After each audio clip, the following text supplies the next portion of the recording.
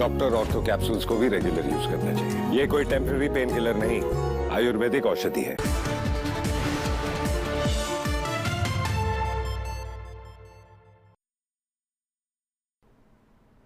Welcome back અને આગળ વાત કરીએ તો વડોદરામાં આરોગ્ય વિભાગ બીજા દિવસે પણ એક્શન મોડમાં આવ્યું।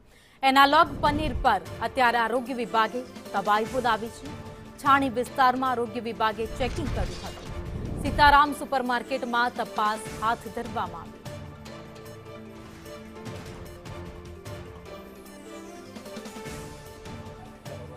આજે બીજા દિવસે પણ એનાલોગ પનીરને લઈને ચેકિંગ હાથ ધરાયું છે। સીતારામ સુપરમાર્કેટમાં અહીંયા આરોગ્ય વિભાગની ટીમ અહીંયા ચેકિંગમાં આવી છે અને અહીંયા જે વિમલની જે પ્રોડક્ટ છે તેનું અહીંયા ચેકિંગ અહીંયા હાથ ધરવામાં આવી રહ્યું છે।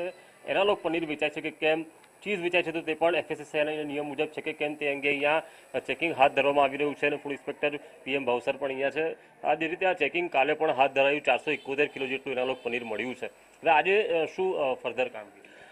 બસ એ જ રીતે ગઈકાલે જે રૂટિનમાં અમે જે ગુજરાત ગવર્મેન્ટનું જે નોટિફિકેશન આવ્યું અને પનીર એનાલોગ ચીઝ એનાલોગ પર જે પ્રતિબંધ મુકાયો તે આધારિત ગઈકાલે પણ અમે 14 પેઢીની તપાસ કરી અને 471 કિલો જેવી વસ્તુ અમને મળેલ। એ એપ્રોક્સ 1.5 લાખ સુધીની કિંમત હતી।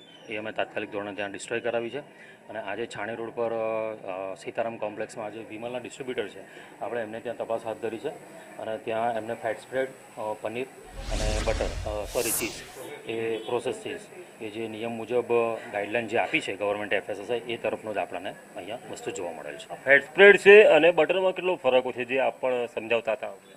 ફેટ સ્પ્રેડમાં વેજીટેબલ ઓઇલ્સ અંદર ઇન્ક્લુડિંગ હોય છે, જ્યારે બટરમાં એ ટોટલી મિલ્ક પ્રોડક્ટમાંથી બનેલું હોય છે। અચ્છા, કોઈ માર્ગદર્શિકા આવી છે અત્યારે એનાલોગ પનીર જો ઝડપાય તો શું કરવું?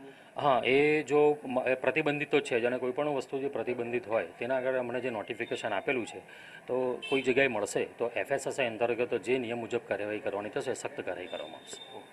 હતા PM Bhavsar, food safety inspector. હાલ અહીંયા સીતારામ સુપરમાર્કેટમાં ચેકિંગ હાથ ધરાયું છે। જે વિમલ કંપનીની જે પ્રોડક્ટ છે તેનું હાલ અહીંયા જે ડિસ્ટ્રીબ્યુટર છે ત્યાં હાલ અહીંયા ચેકિંગ હાથ ધરાયું છે અને અહીંયા આ જે પનીર છે તે નિયમ મુજબ હોવાનું સામે આવ્યું છે। પરંતુ એક વાત ચોક્કસ છે કે જો એનાલોગ પનીર ઝડપાયું તો પછી વડોદરા આરોગ્ય વિભાગની ટીમ જે રાજ્ય સરકારની માર્ગદર્શિકા છે તે પ્રમાણે કાર્યવાહી કરશે અને છેલ્લા 24 કલાકમાં વડોદરા શહેરમાંથી 471 કિલો જેટલું એનાલોગ પનીર ઝડપાઈ ચૂક્યું છે અને હવે આ કામગીરી આગામી દિવસો સુધી પણ શરૂ રહેશે, જેને કારણે એનાલોગ પનીર વેચતા વેપારીઓમાં ફફડાટ જોવા મળી રહ્યો છે।